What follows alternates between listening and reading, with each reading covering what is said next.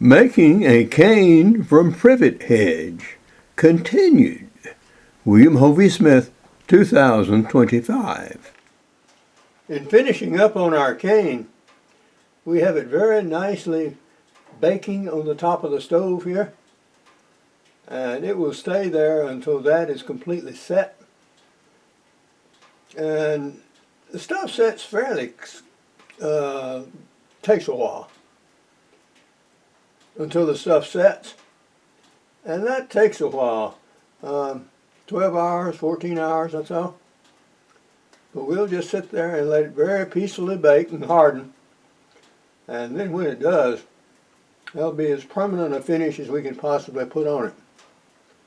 There were some small areas that I missed that I needed to touch up, but we did that before it put it in its final position here.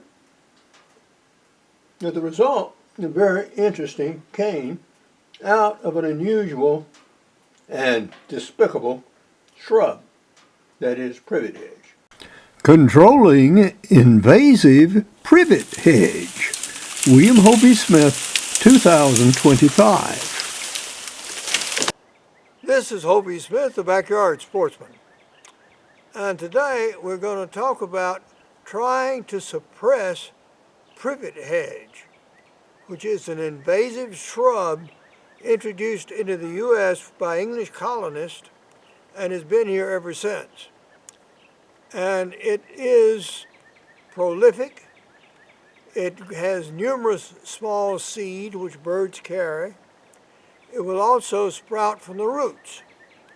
And it was typically planted to provide privacy around outhouses and gardens and other things, but has to be continuously mowed or suppressed, or it will literally take over absolutely everything, particularly when assisted with our native and imported vines that we have here in the Southeast. In this era of instant gratification and throw away everything, this is a good time to actually do a parent-child thing that is building a cane for a grandparent, or even for the little individual himself or herself, or for you to use someday. In life, sooner or later, somebody's going to have a foot injury, and somebody's going to need a cane. So it's nice to have one already built and handy, and so there can always be a useful one. Now maybe the guy is very interested in Star Wars characters or the latest action heroes. Well, he can get paste on and decorate his little cane to suit him. But what this teaches is that not everything can be or should be instant. It takes time to dry wood. Now this particular privet hedge has been drying since August, and so only now it is ready to finish up and put the final coating of epoxy on it. So, if you do a woodworking project like this, go out, start from the beginning, cut the wood, season the wood, make it into shape, whatever you build, maybe a cane, maybe something else. But then that teaches it has to dry. It has to do its natural thing. And only then can you work it and make a finished product. This is a valuable lesson that needs to be taught today. Now my books are very useful and all teach self-reliance, in particularly using AI to make your own job anytime, anywhere, at any age.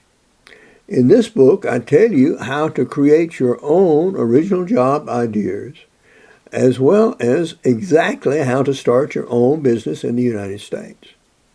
Because the only economic security that you actually control is the business that you can operate in your own hands. So these make ideal Christmas gifts. On the cooking front, there's always backyard deer hunting and extreme muzzleloading, which physically teach you how to hunt, and also what to do with the game once you get it. So we teach and preach the utilization of all the game parts, just had a recent video on cooking deer lung, for example, and these make promising and ideal gifts for a wide variety of people for the entire Christmas season. But now, this is Hovey Smith, reminding you to hunt what you eat and eat what you hunt. Be legal, be ethical, be safe. Goodbye, God bless, and see you next time.